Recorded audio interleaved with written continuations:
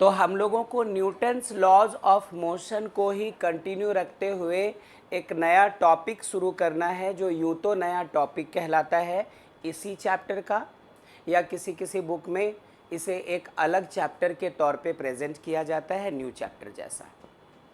और इन्फॉर्मेशन दे दिया था, आपको बता रखा था कि नया चैप्टर कौन सा शुरू होना है। आज नहीं बताया था, 2-3 दिन पहले बताया था कि इसके बाद हम लोग पढ़ने क्या वाले हैं।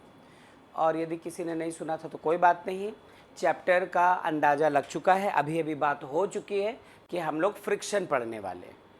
चलो, सब लोग रेडी और तैयार। जो बच्चे ऑनलाइन हैं उनको वीडियो साउंड क्लियर है, ऐसी उम्मीद रखता हूँ।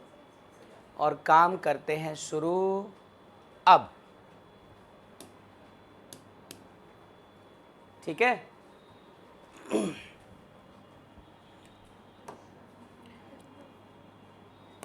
ध्यान रखना, आज की पूरी क्लास थ्योरेटिकल होगी। आज या तो मुझे डेफिनेशंस लिखने होंगे या डायग्राम्स बनाकर फ्रिक्शन होता क्या है वो पहले याद दिलवाना होगा, जो क्लास 9 में पढ़ा था, और फिर उसको क्लास 11 में कितना बढ़ा चढ़ा कर पेश करना है उस बारे में भी बात करेंगे। इसके टाइप्स की बात करेंगे। तो आज का क्लास पूरी तरह थ्योरेटिकल है। आज के क्लास के बाद वाले क्लास में आप 100% न्यूमेरिकल क्लास अटेंड करने वाले हैं। सुनना, ये रहा कोई एक और नहीं, सॉरी, पहले तो फ्रिक्शन, ये है पढ़ना हम लोगों को। और हम लोग अभी पहले इस बारे में कोई बात नहीं करने वाले कि व्हाट इज फ्रिक्शन। फ्रिक्शन से पहले एक और बहुत जरूरी कंडीशन है बच्चों, ध्यान रखना। ये रही कोई एक हॉरिजॉन्टल सरफेस और इस पे पड़ी है कोई एक बॉडी। ये कोई एक बुक है, ये कोई एक ब्लॉक है, ये आपका हमारा मोबाइल फ़ोन है, ये एक साबुन की टिकिया है, या ऐसा कुछ भी, एक ईंट है, आपका लंच बॉक्स है, कुछ भी है। और इसको रख दिया है हम लोगों ने हॉरिजॉन्टल सरफेस पे, फर्श पे, बेड पे, या आपके स्कूल या कोचिंग क्लास के डेस्क पे, ऐसे किसी हॉरिजॉन्टल सरफेस पे रखा है। चूँकि हम लोग न्यूटन्स लॉज ऑफ मोशन अभी पढ़कर ही आ रहे हैं, या बेहतर होगा ऐसा कहना कि न्यूटन्स लॉज ऑफ मोशन ही पढ़ रहे हैं, कंटिन्यू उसी को कर रहे हैं। तो आप भूल तो नहीं गए कहीं? आपको याद तो होगा कि यदि इस बॉडी का मास m है तो ये अपना वेट mg वर्टिकली डाउनवर्ड, और ये जो हॉरिजॉन्टल सरफेस है वो इस पर लगा रहा होता है क्या? Normal reaction.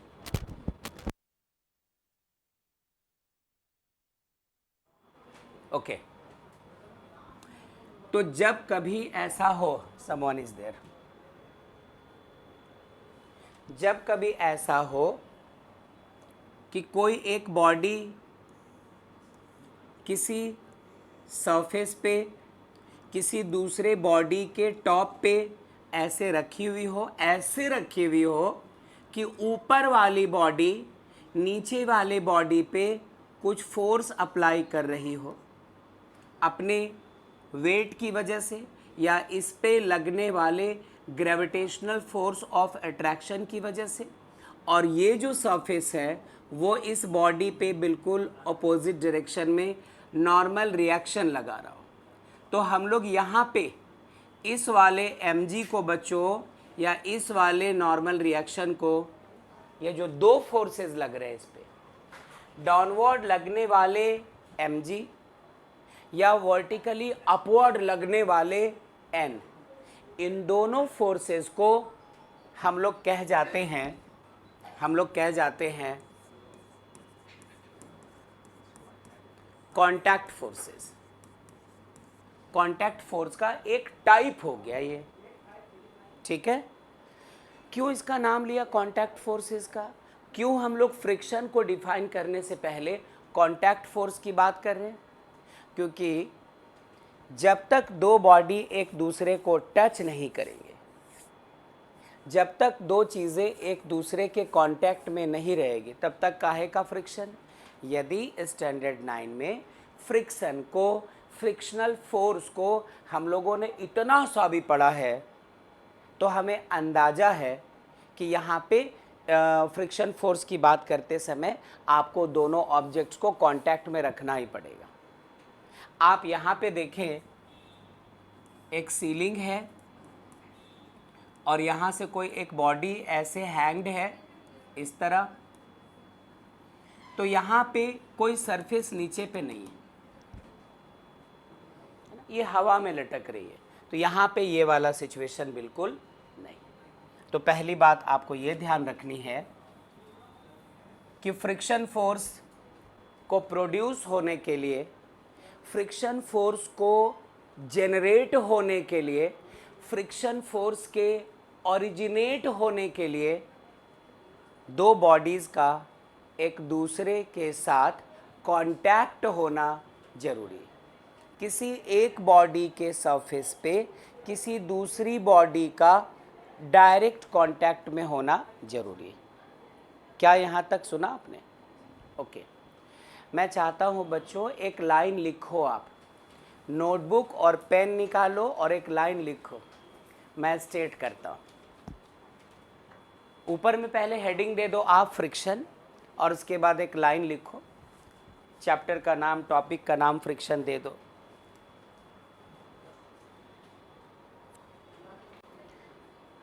और नए लाइन से आप कांटेक्ट फोर्स लिखकर एक छोटा सा डैश लगा दो और एक छोटा सा लाइन लिखना। लिखेंगे, whenever two bodies are in contact,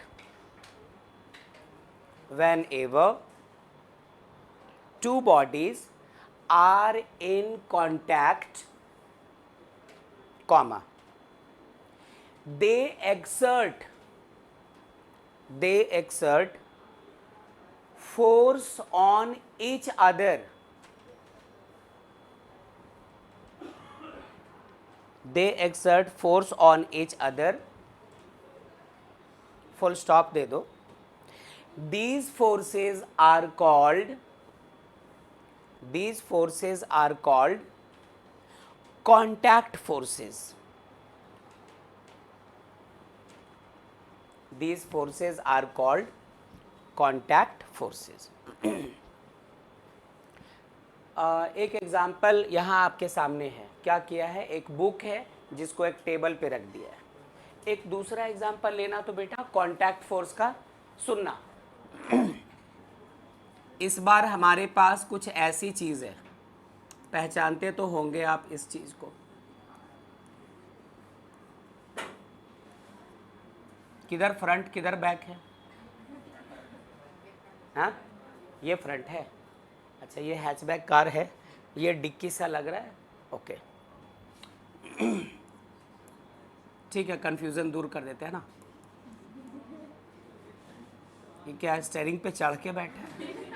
अच्छा ठीक है, तुम अब समझ लेना क्या ही बोले। सपोज ये कार इस तरफ जा रही है बच्चों, है ना, पीछे की तरफ धुआं उड़ाते हुए। यहां पे भी एक कांटेक्ट फोर्स लग रहा होता है। कौन सा फोर्स? कार तेजी से जा रही होती है और आगे चारों तरफ हवा है, एयर है। रुकिए झांसी की रानी, ठहरो। चारों तरफ हवा है, तो एयर का डायरेक्ट कांटेक्ट होता है कार के साथ। एयर के पार्टिकल्स टकरा रहे होते हैं कार के साथ। तो यहाँ पे आप कह दीजिए कि यहाँ पर कांटेक्ट किसका किसका हो रहा है? Contact of air particles with the surface of the car। यहाँ पे भी बात हो गई थोड़ी सी कांटेक्ट फोर्स की। और रुको, अभी बात ही क्या कर रहे हैं, रुकिएगा धर्मेंद्र,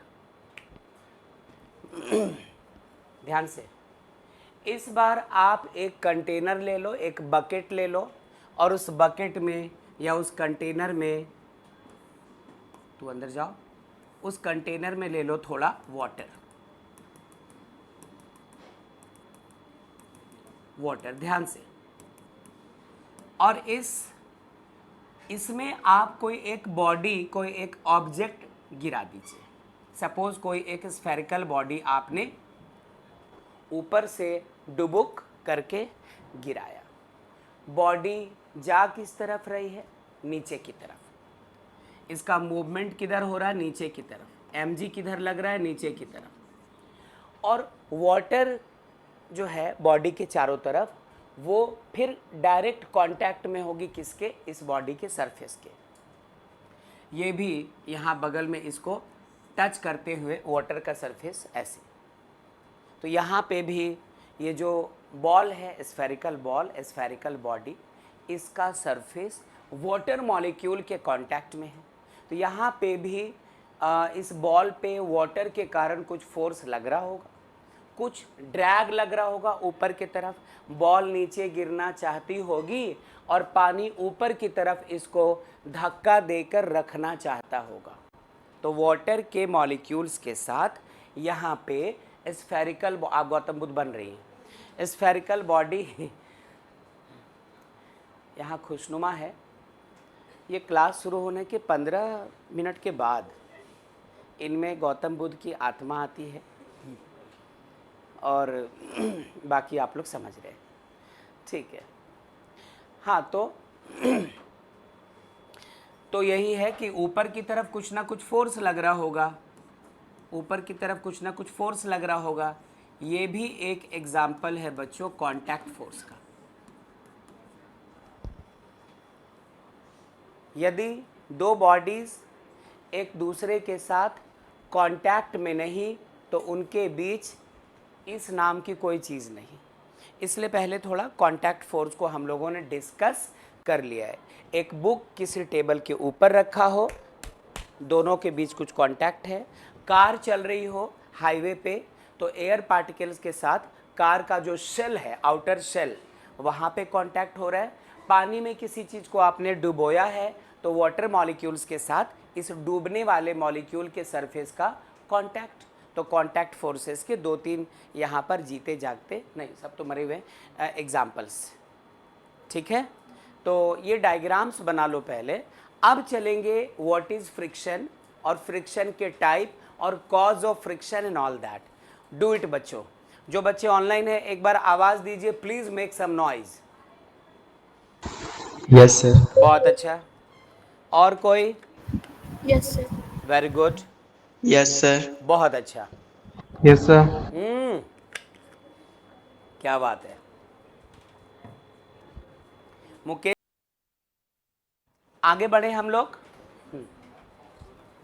चले यहां से आगे चलते हैं। अब बात शुरू करते हैं किसकी? फ्रिक्शन की। अब फ्रिक्शन की बात शुरू करते हैं, सुनना जरा। अब बात करने वाले फ्रिक्शन। अब ये टॉपिक आया है हमारा फ्रिक्शन, लेकिन इसके पहले कि इसको डिफाइन कर दे, इससे रिलेटेड इनिशियली जो बातें पॉसिबल है पहले वो कर लीजिए, उसके बाद फिर इसको डिफाइन कर जाएंगे। डेफिनेशन लास्ट में, जैसे कल हाइब्रिडाइजेशन के केस में डिफाइन लास्ट में किया था, पहले सारा कॉन्सेप्ट समझा था हम लोगों ने। सुनना जरा। डोंट वी नो कि यदि कोई हॉरिजॉन्टल सरफेस है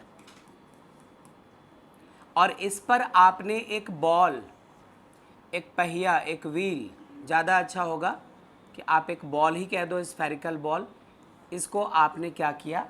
रोल करवा दिया। अब ये हॉरिजॉन्टल सरफेस आप कैसा भी ले लो, आपको लगे तो किसी गांव की खेत वाली मिट्टी के ऊपर लुढ़काया है, तो भी थोड़ी देर चल करके इसको रुकना होता है बेटा। सेम बॉल, सरफेस क्या है?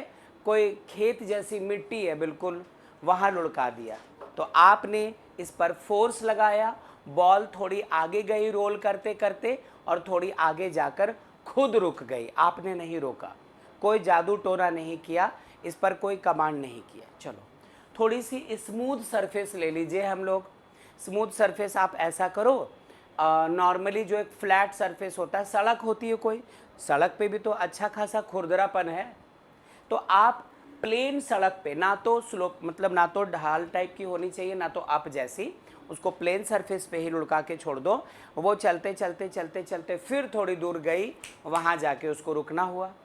आपने क्या किया, और ज़्यादा स्मूथ सरफेस ले लिया, है ना, वो मार्बल्स या टाइल्स लगे हुए फ्लोर पे चले गए, इटालियन मार्बल लगा है, वहाँ पे रोल कर दिया। सरफेस कैसा होना चाहिए, बिल्कुल हॉरिजॉन्टल, ऐसा नहीं कि हल्का डाउन, तब तो वो लुढ़कती चली जाएगी और दूर।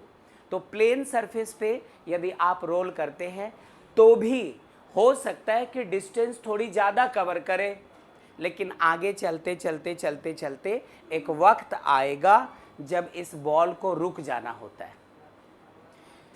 तो ये आगे चलते चलते कहीं ना कहीं जाकर के रेस्ट में आ जाएगी, रेस्ट में आ गई। ठीक है, यहाँ कुछ ना कुछ इसकी स्पीड है, यहाँ आकर स्पीड क्या हो गई, 0। लेकिन ये तो अगेंस्ट हो गया। ऐसा तो उन्होंने नहीं सिखाया था, किन्होंने, न्यूटन साहब ने। उनका सेकेंड लॉ तो कुछ और ही कहता था, a body at rest wants to remain at rest and a body in motion wants to continue its uniform linear velocity until and unless an unbalanced external force is applied on it। यदि किसी body को आपने एक बार role कर दिया है, इसको तो लाखों करोड़ों सालों तक चलते रहना चाहिए था, ये तो रुकना ही नहीं चाहिए था, यदि हम लोग न्यूटन साहब के सेकेंड लॉ को लेकर चले तो। लेकिन फिर भी ये बॉडी रुक गई है। कोई तो होगा जो इस पर ब्रेक लगा रहा होगा, कोई तो होगा जो इसे पीछे खींच रहा होगा, कोई तो होगा जो इसे आगे बढ़ने से रोक रहा होगा। ये और कोई नहीं, हमारे इस चैप्टर का हीरो है, जिनको आप किस नाम से जानते हैं, फ्रिक्शन, है ना। हर किसी को अपना फेवरेट मूवी वाला हीरो याद आ गया। पीछे की तरफ एक फोर्स लग रहा होता है बच्चों, और वो ये है अपोजिंग फोर्स। सुन पाए हम लोग, जो दिख तो नहीं रहा, लेकिन एक मूविंग बॉडी को थोड़ी दूर चलते चलते चलते चलते चलते चलते रुकने पे मजबूर कर दे, ऐसा फोर्स है अपना फ्रिक्शनल फोर्स। जरा इस जगह को गौर करो, जहाँ पे फ्रिक्शनल फोर्स दिखाया है, जरा वो जगह तो देखो, ये कहाँ है, ये कहाँ है, जहाँ पे ये बॉल इस सरफेस को टच कर रहा है, कहाँ लगता है, in between the two surfaces. तो यदि हम लोग इसको ऊपर ऊपर बात करें तो कुछ ऐसे कह सकते हैं कि whenever there is relative motion between two bodies. अच्छा सुनना जरा,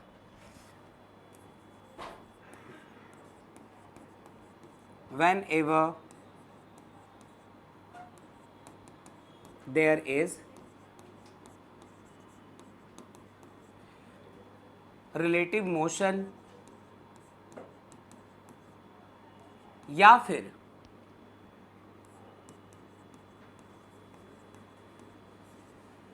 टेंडेंसी, या इसको ऐसा कीजिए, यूं मत लिखिए, मैं इसको ऐसे लिखना चाहता हूं,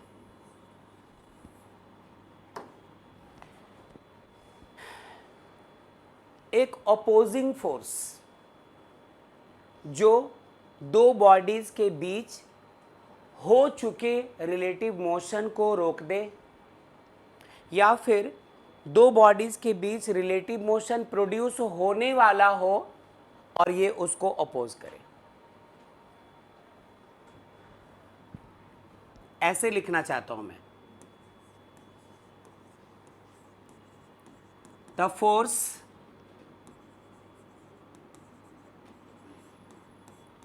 which opposes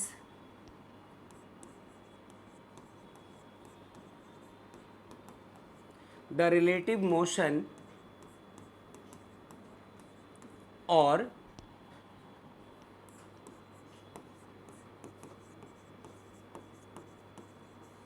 the tendency of relative motion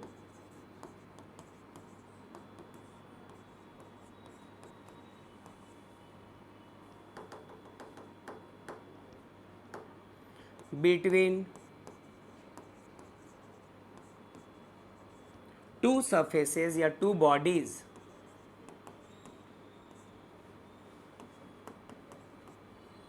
is called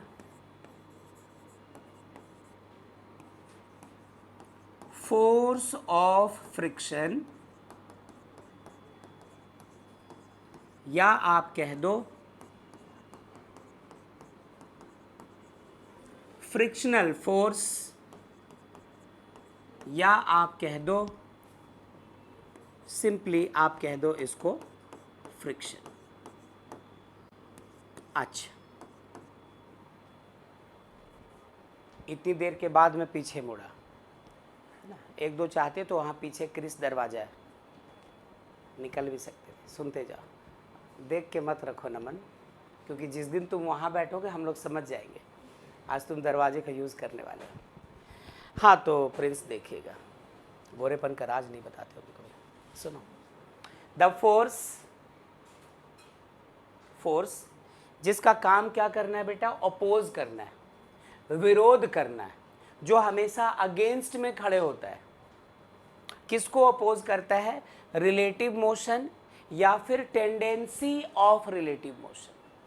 मतलब ये कोई चीज़ है जो इस पर मूव करने लगी है, तो हम लोग कह सकते हैं कि ये जो पेन जैसी चीज़ है वो इस पाम पे, इस हथेली पे मूव कर रही है, तो कुछ ना कुछ वेलोसिटी है इस पेन की with respect to palm, with respect to हाथ, विद रिस्पेक्ट टू हथेली, with respect to this surface at rest.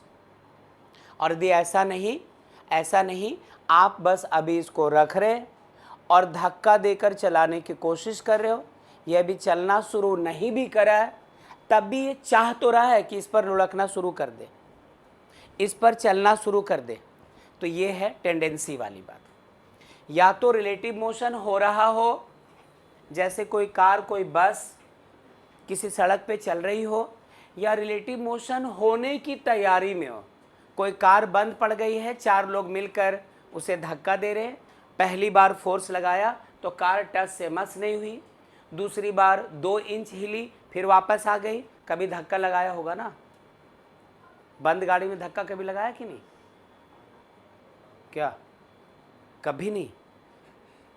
Okay, ठीक है, जो भी हो, ये क्यों बंद गाड़ी में धक्का लगाएगा? 3 ऑडी है इनके पास। हाँ, सुनना जरा, कोई फायदा नहीं, किसी को आज तक नहीं कोई फायदा हुआ उससे। ऑटो ही यूज़ करता है। ओके, और तो और फेवरेट डिश भी अलग है, भोले छटूरे खाएगा। भोले छटूरे बोल दिया, छोले भटूरे। अच्छा, ठीक है। तो the force which opposes the relative motion और the tendency of relative motion between two bodies is called force of friction, और इसी का दूसरा नाम फ्रिक्शनल फोर्स, या इसी का तीसरा नाम सिर्फ फ्रिक्शन। तो कहीं पे फ्रिक्शन लिखा हो तो फोर्स ऑफ फ्रिक्शन की बात हो रही है, फ्रिक्शनल फोर्स लिखा हो तो भी फोर्स ऑफ फ्रिक्शन की बात हो रही है, फोर्स ऑफ फ्रिक्शन लिखा हो मतलब सिर्फ फ्रिक्शन लिख सकते हैं, वगैरह वगैरह। एक सबसे इम्पॉर्टेंट बात, हालांकि हम लोग वो तो इसके प्रॉपर्टीज़ में पढ़ेंगे, फ्रिक्शनल फोर्स की क्या क्या प्रॉपर्टीज़ है वहाँ पे डिस्कस करेंगे, लेकिन एक बात निकल कर सामने आ रही है अभी के अभी। हुमा छिप के बैठिए, इधर आ जाओ बेटा थोड़ा। जो बात एक सबसे बड़ी बात क्या है कि फ्रिक्शनल फोर्स हमेशा दोनों बॉडीज जहां पे एक दूसरे के कांटेक्ट में होते हैं वहीं लग रहा होता है। इट मतलब kit, force of friction always acts in between the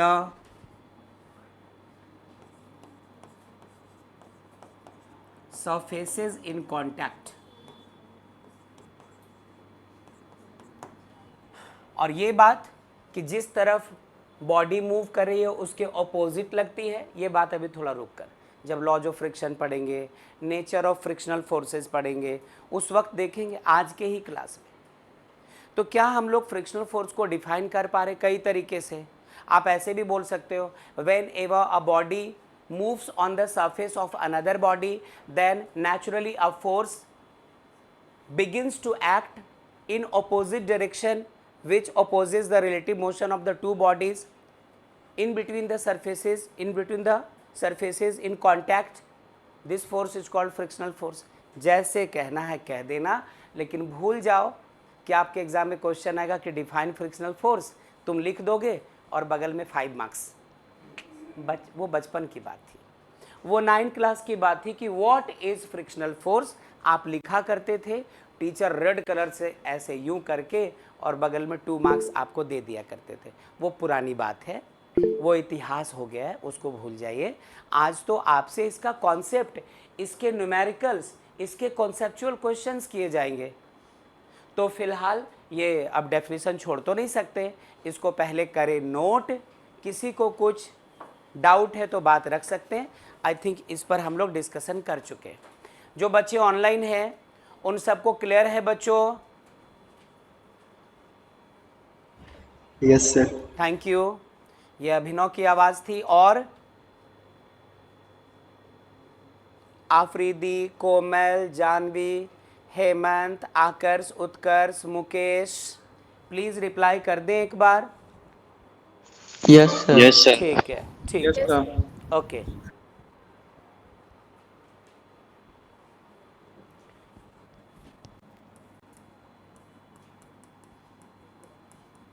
यहाँ लिख देना ये डायरेक्शन ऑफ मोशन है और इस तरफ क्या है? Direction of frictional force. कर लीजिए नोट।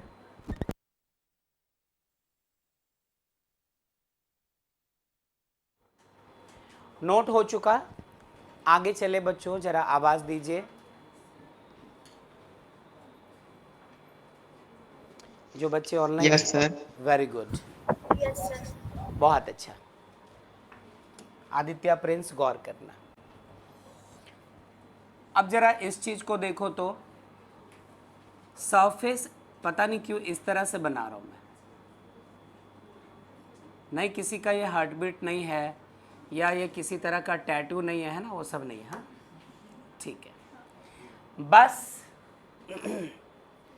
बस ये एक हॉरिजॉन्टल सरफेस है।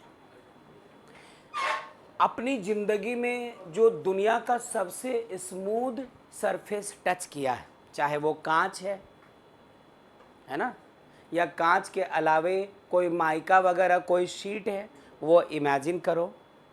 जब हम तुम उसको खुली आंखों से देखते हैं, बिल्कुल स्मूथ, कहीं पे ना तो कोई खड्डा ना तो कोई उभार, बिल्कुल रफ नहीं होता। लेकिन यदि उसी सरफेस को एक पावरफुल माइक्रोस्कोप से देखना शुरू करो तो उसमें उतने ही खड्डे और उभार दिखेंगे, उसमें उतना ही खुरदरापन दिखेगा, उसमें उतना ही रफनेस दिखाई पड़ेगा जितना नॉर्मली जो सड़क बनाई होती है ना, पिच वाली जो रोड बनी होती है, उसको तो जानबूझकर खुरदरा रखा जाता है ना, उबड़ खाबड़ रखा जाता है, टायर के जो ग्रिप्स है वो उसको फंसा सके, गाड़ी चल सके, ये सब के लिए। तो आप ये समझें कि इसके ऊपर यदि आप कोई बॉडी रखते हो तो सिचुएशंस ऐसे होते हैं। जहाँ पे इस ऊपर वाली बॉडी में खड्डा होता है, वहीं पर नीचे वाले सरफेस का उभार होता है। जहाँ नीचे खड्डा होता है वहाँ ऊपर वाले का उभार होता है।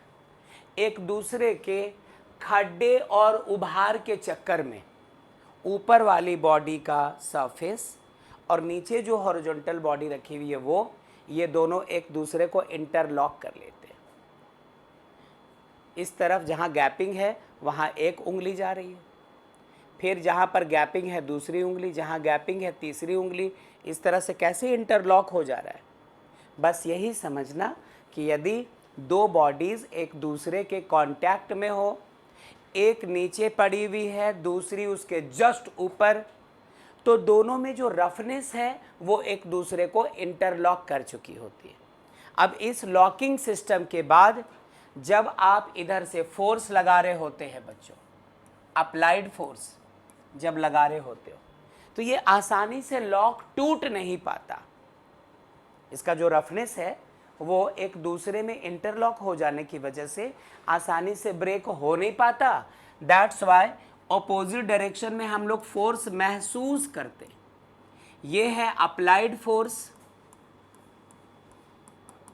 ये है अप्लाइड फोर्स, और ये जो चीज़ है हमारा, ये कौन सा फोर्स हुआ? Frictional force. फिर से समझ लो, फिर से समझ लो, जिस डायरेक्शन में आपने फोर्स अप्लाई किया है, जिस डायरेक्शन में बॉडी की वेलोसिटी है, उसके ऑपोजिट डायरेक्शन में फ्रिक्शनल फोर्स। दूसरी बात समझना, जिस सरफेस पे इस बॉडी को आपने रखी है, उस सरफेस पे उस सरफेस के मतलब दोनों के कांटेक्ट के बीच में ये फोर्स लग रहा होता है। तो ये जो बात है कि रफनेस है, रुखड़ापन होता है, तो दोनों एक दूसरे के साथ इंटरलॉक हो जाते हैं उस बारीक रफनेस की वजह से, जो हमें यूं तो दिखाई नहीं देता लेकिन ऑब्जेक्ट्स के सरफेसेस के बीच में मौजूद होता है। ये है कॉज ऑफ फ्रिक्शन। ये है क्या? Cause of friction. Cause of friction.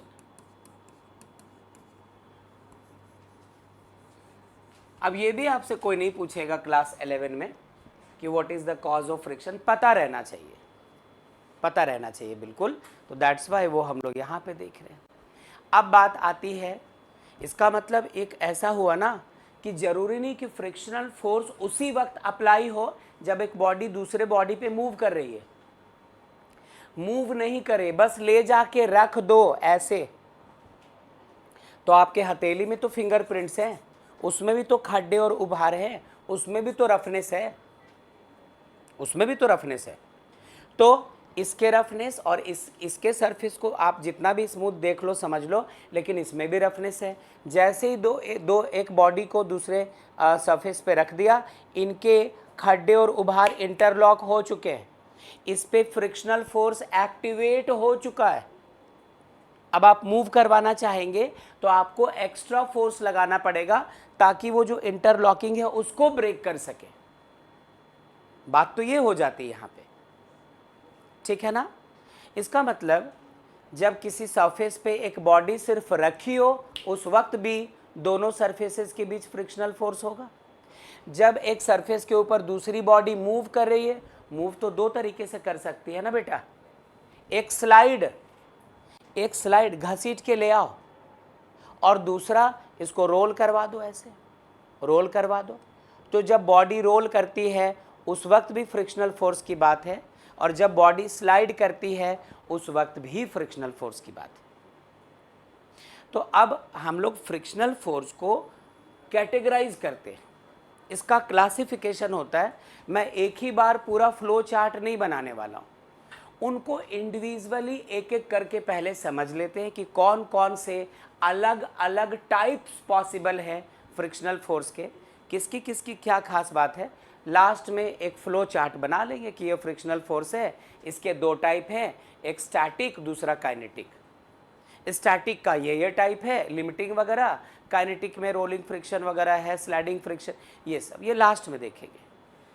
फिलहाल जरा इस बात को समझें, ये तो एक चीज़ है ही, कॉज को यहाँ साइड में रख दिया, इसको ज़्यादा वैल्यू हम लोग नहीं देंगे। आपके बुक में भी कहीं पे लिखा होगा, आप वहाँ से देख लेना। फिलहाल बात कर रहे हैं हम लोग टाइप्स ऑफ फ्रिक्शन। लिख सकते थे टाइप्स ऑफ फ्रिक्शनल फोर्स, लिख सकते थे types of force of friction. आप इसको जैसे चाहें वैसे बुलाइए, ये बुरा नहीं मानेगा। टाइप्स ऑफ फ्रिक्शन की बात आ रही है, बच्चे को जिंदा रखिएगा। हाँ सुनना जरा, पहला टाइप, फर्स्ट टाइप कौन सा? Static friction. क्या होता है ये?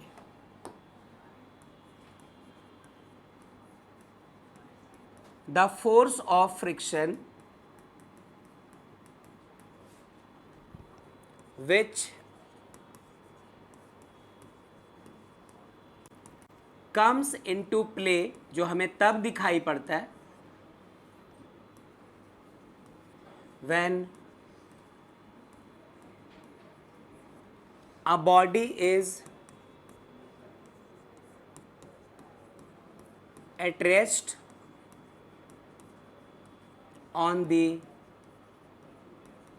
surface of another body। कोई एक बॉडी किसी दूसरे बॉडी के सरफेस पे सिर्फ रखी हुई है, उसको ना तो इधर फोर्स लगाया, ना तो पीछे फोर्स लगाया, ना तो आगे धक्का दे रहे हो आप, ना उसको पीछे खींच रहे हो, ना इसमें कोई मोटर लगी है, ना रिमोट से चलने वाली, ना बैटरी से चलने वाली, ये मूव ही नहीं करे। आप इसको कई तरीके से समझ सकते हैं, कई तरीके से। हाँ है ना, ये सपोज एक रजिस्टर है, इसके ऊपर आप अपने स्कूल का डस्टर रख दो,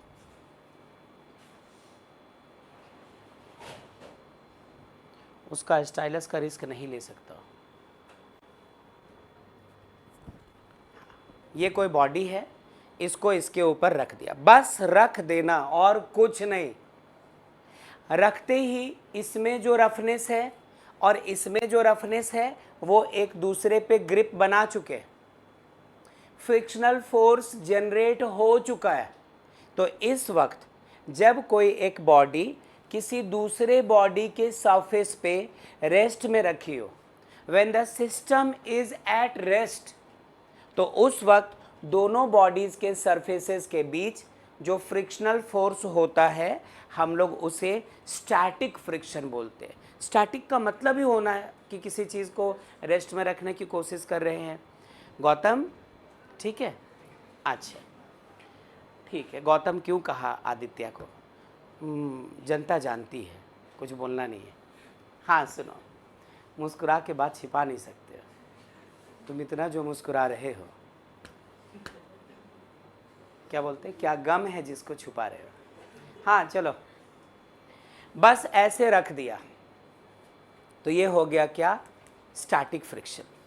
रुक जाइए बच्चों, रुक जाओ। मीन्स आप कुछ ऐसा करो, आकर्ष उत्कर्ष आवाज दीजिए please. Yes sir. Very good. ये कोई एक हॉरिजॉन्टल सरफेस लिया, ये कोई एक बॉडी रखी हुई है, ये रेस्ट पे है, इस पे नेट फोर्स जीरो है। नेट फोर्स जीरो के दो मीनिंग, या तो आप left right up down up below कहीं किधर से भी कोई फोर्स लगाओ ही मत, या फोर्सेस लगाओ कि सारे फोर्सेस एक दूसरे को कैंसिल कर दे। ठीक है, ये किसी डायरेक्शन में कोई फोर्स महसूस ही ना करे।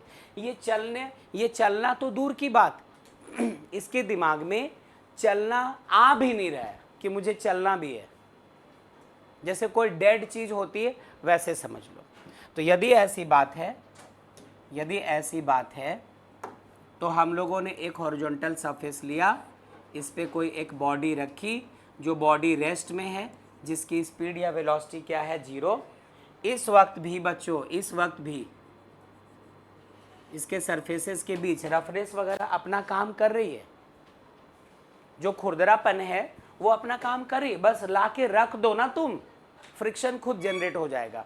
तो वैसे केस में यहाँ पे जो फ्रिक्शन होता है, ये कौन सा फ्रिक्शन? Static friction.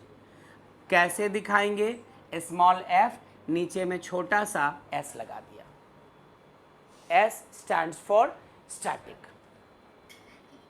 ठीक है, तो चलिए, हालांकि अब रिस्क है, यदि मैं इसी सिस्टम को लेकर एक्सपेरिमेंट करूंगा तो रिस्क है, क्योंकि ये बड़ी आसानी से जैसे इसको ऐसे करेंगे सरकना शुरू कर देगा और गिरने के बाद इसका टूटना तय।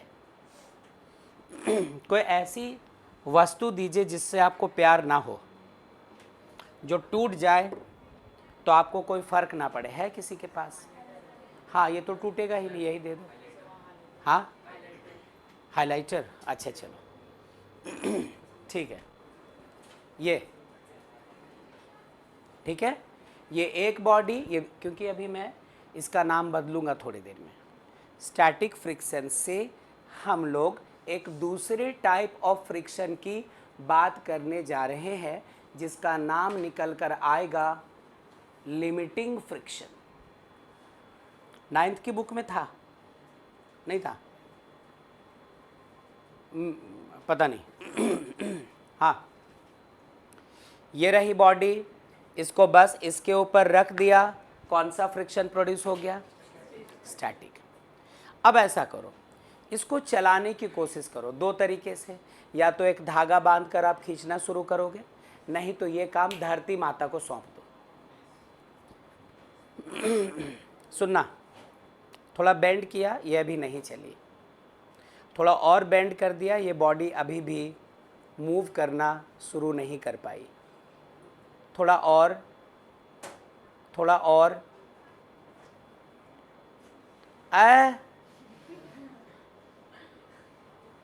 थोड़ा और, चल पड़ी।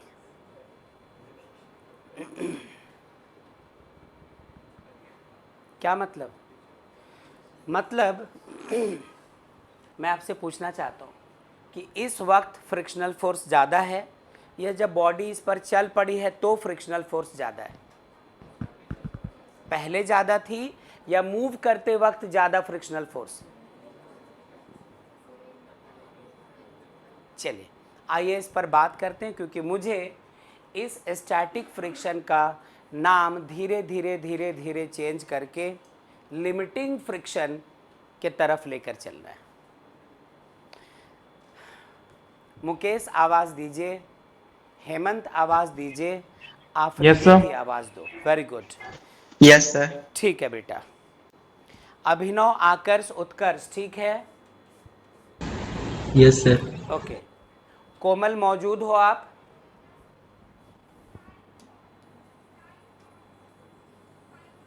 नहीं पता। ये बॉडी रेस्ट में है, इसकी वेलोसिटी 0 है। इस वक्त दोनों सरफेसेस के बीच यहाँ पे जो फोर्स ऑफ फ्रिक्शन है वो कौन सा है? Static friction. स्टैटिक फ्रिक्शन जिसको कैसे दिखा दिया? Fs से। चलिए, अब अगली कहानी।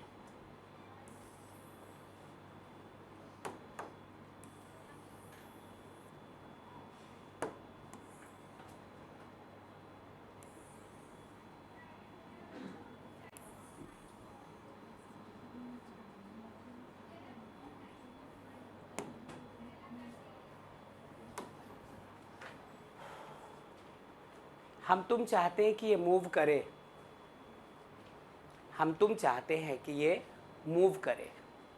ज़्यादा अच्छा होगा आप थोड़ा भारी ऑब्जेक्ट ले लो, मतलब एक अटेंडेंस रजिस्टर के ऊपर रखा हुआ डस्टर मत लेकर के आप इसकी जगह आप ऐसा करें कि एक हॉरिजॉन्टल सरफेस है, फर्श है, और वहाँ पर आपने कोई एक बॉक्स, कोई एक ट्रंक रखा है, कोई एक बड़ा सा बक्सा रखा है। बक्सा थोड़ा भारी है, कितना भारी? इतना भी नहीं कि आपसे हिले ना। उसमें गर्म कपड़े रखे हुए, सर्दियों में जितने गर्म कपड़े हम लोग रख देते कहीं पे, चाहे वो ब्लैंकेट हो या रजाई हो या स्वेटर्स हो, ये इस तरह की चीज़ों को एक ट्रंक में रखा है। और फैमिली 4 लोगों की नहीं है, मतलब मिक्स्ड फैमिली है, 28 लोगों की फैमिली। सबके गर्म कपड़े उसी में रखे हुए, ठीक है। अरे पापा के सारे भाई, है ना, चाचा चाची, दादा दादी, है ना, सबके कपड़े, गर्म कपड़े उसी में है। तो सोचो 28 लोगों के गर्म कपड़े को आप एक ट्रंक में रखेंगे, वो ट्रंक तो ट्रक जैसा हो जाएगा। अच्छा, उसमें उतना सारा कपड़ा है, अब आप क्या चाहते हैं, एक बड़ा सा हॉल है और उसमें धक्का देकर उसको आगे ले जाना चाहते हैं। ये वही वाला बॉक्स है बेटा, इसको हल्के में मत लो, वरना ये तुम्हें फुलके में ले सकता है। आपने क्या किया, इस पर फोर्स अप्लाई किया, कितना, F, बॉडी नहीं चली। दीदी देखो इधर, फोर्स F लगाया, बॉडी मूव नहीं करी। आपने क्या किया, फोर्स बढ़ा दिया, कितना फोर्स कर दिया, डबल कर दिया, 2F, बॉडी नहीं चली, अभी भी रेस्ट में है, ना तो टस ना तो मस, कुछ नहीं हुआ। फोर्स को ट्रिपल किया, कितना कर दिया, फोर्स को ट्रिपल। अब हल्का सा कुई कुई कुछ हो रहा है ना, आपको लगा कि हाँ कुछ आवाज आनी शुरू ही, अरे उतना भारी बॉक्स फर्श पे रखा हुआ है, आप उसमें कोई पहिया लगा हुआ नहीं है, तो आप जब धक्का दें कुछ तो ची चू करके कुछ तो आवाज आनी शुरू होगी। आप समझ गए, the body is just about to move, move कर नहीं गई अभी भी। 3 टाइम्स फोर्स लगाने के बाद भी ये बॉक्स चल नहीं पड़ी है, ये चलने को तैयार हो गई। The body is now just on the verge of sliding. ये सोच रही सर आप जस्ट जेली बोलने वाले, बिल्कुल गलत, जस्ट जेली हाँ, the body is just on the verge of sliding, the body is now just about to move. बस ये बंधन टूटा है कि अब ये जीरो नहीं है। पहले सिर्फ बॉडी को रख दिया था, बॉडी रेस्ट में थी, कोई फोर्स नहीं, कोई तंत्र मंत्र जादू टोना काला जादू कुछ नहीं इसको चलवाने के लिए, बॉडी रेस्ट में है, स्टैटिक फ्रिक्शन। फोर्स लगाया F न्यूटन का, अभी भी नहीं चली। फोर्स लगाया 2F न्यूटन का, अभी भी नहीं चली। फोर्स 3F का लगाया, ये बस अब चलना शुरू करने वाली है, आपको फील आया ऐसा।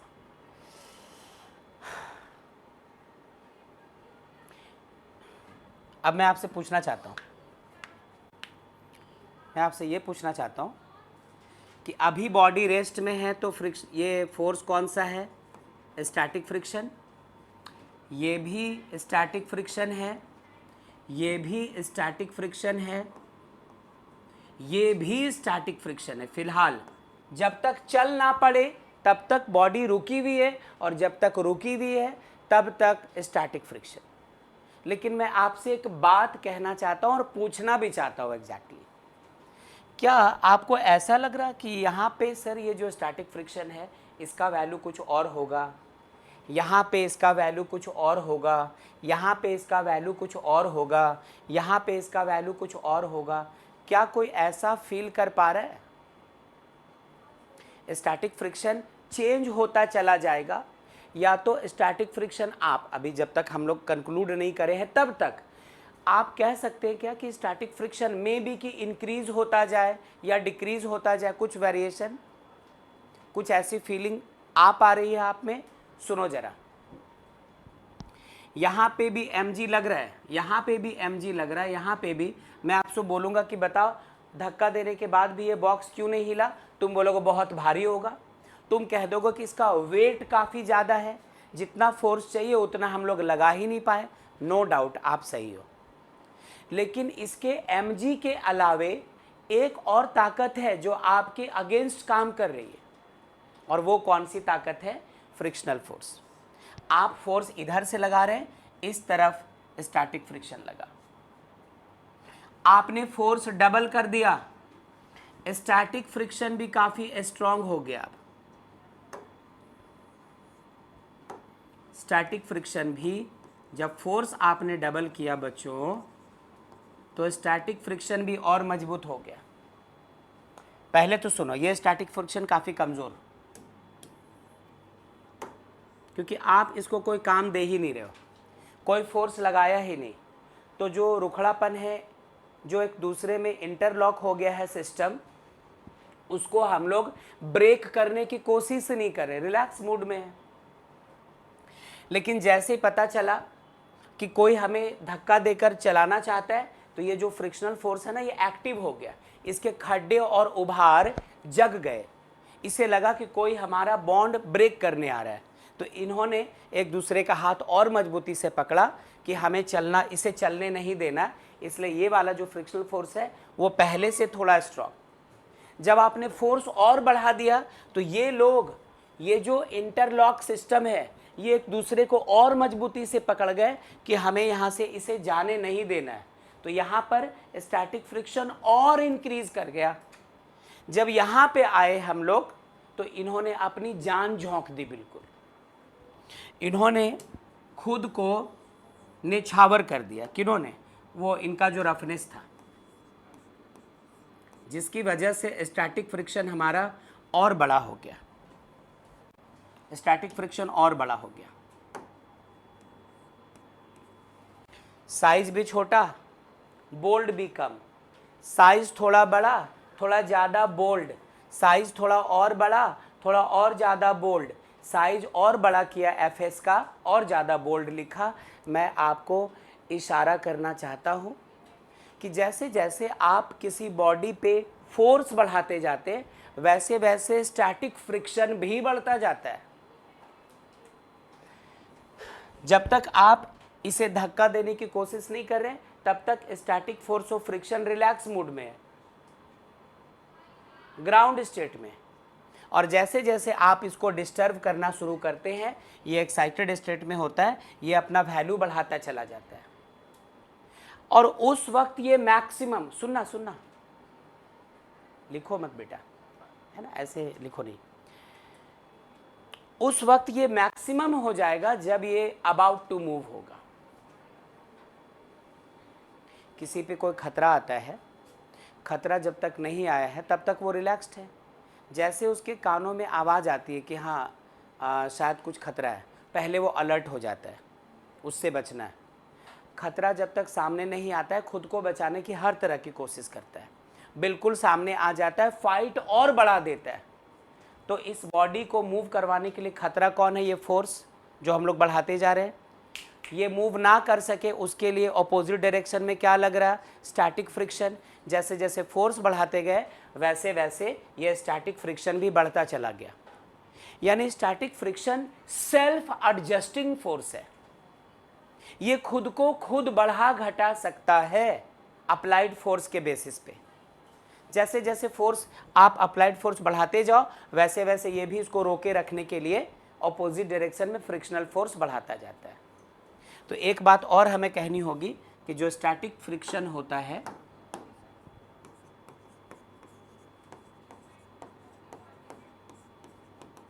ये सेल्फ एडजस्टिंग फोर्स होता है।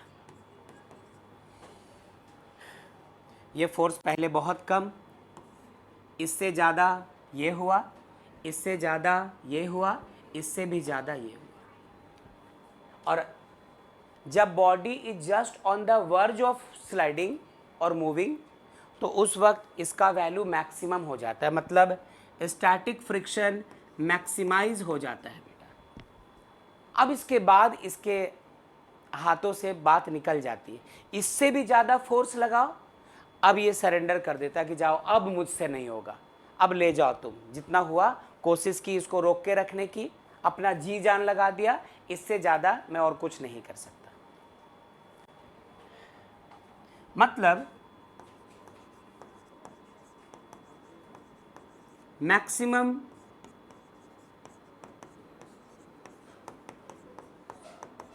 स्टैटिक फ्रिक्शन, और इसे हम लोग एक नया नाम देते हैं बच्चों, लिमिटिंग फ्रिक्शन। पहला टाइप ये है स्टैटिक फ्रिक्शन, और दूसरा टाइप ही है लिमिटिंग फ्रिक्शन। दीजिए बेटा जल्दी, फास्ट, ठीक है। दूसरा टाइप ही कौन सा है हमारा? Limiting friction. The maximum value of static friction is called limiting friction, या लिमिटिंग फ्रिक्शन को ऐसे डिफाइन करो, the force of friction between the surfaces in contact is said to be limiting friction when the body is just about to move, when the body is just on the verge of sliding या moving या rolling ऐसा। अब आपसे कोई पूछ दे कि बताओ यदि स्टैटिक फ्रिक्शन हो और लिमिटिंग फ्रिक्शन हो तो इसमें छोटा कौन और बड़ा कौन? Limiting friction. ये काफ़ी छोटा था, सिर्फ रख दिया, फ्रिक्शनल फोर्स लगा छोटा सा नाटा सा, स्टैटिक। थोड़ा फोर्स लगाया, इसने खुद को और मजबूत कर दिया कि जाने नहीं देंगे। सही समझे आप, मैं वही बोलने वाला हूँ। पहले कुछ नहीं था, फोर्स लगा ही नहीं था, फ्रिक्शनल फोर्स को काम करना ही नहीं पड़ रहा था, या अचानक वो आराम से बैठा हुआ है।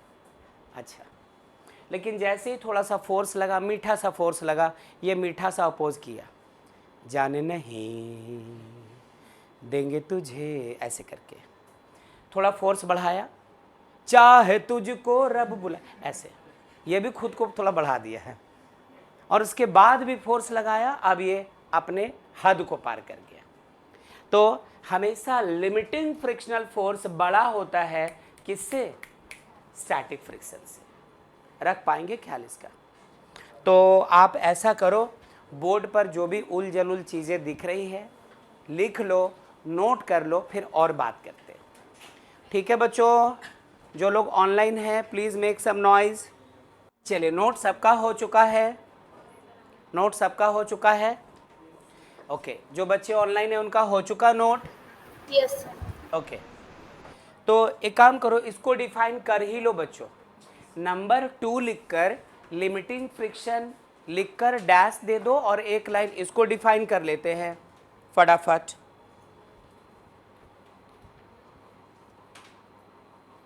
और लिखेंगे the maximum value of static frictional force, the maximum value of static frictional force which comes into play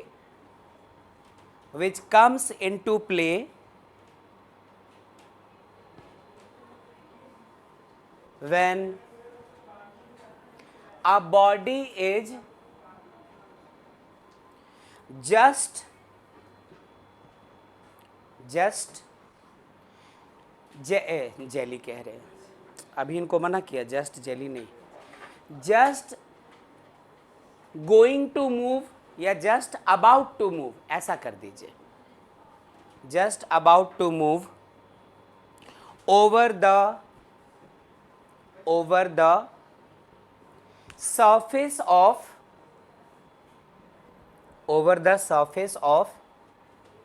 another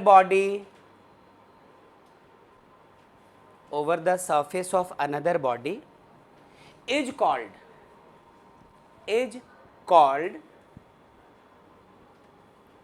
the limiting force of friction,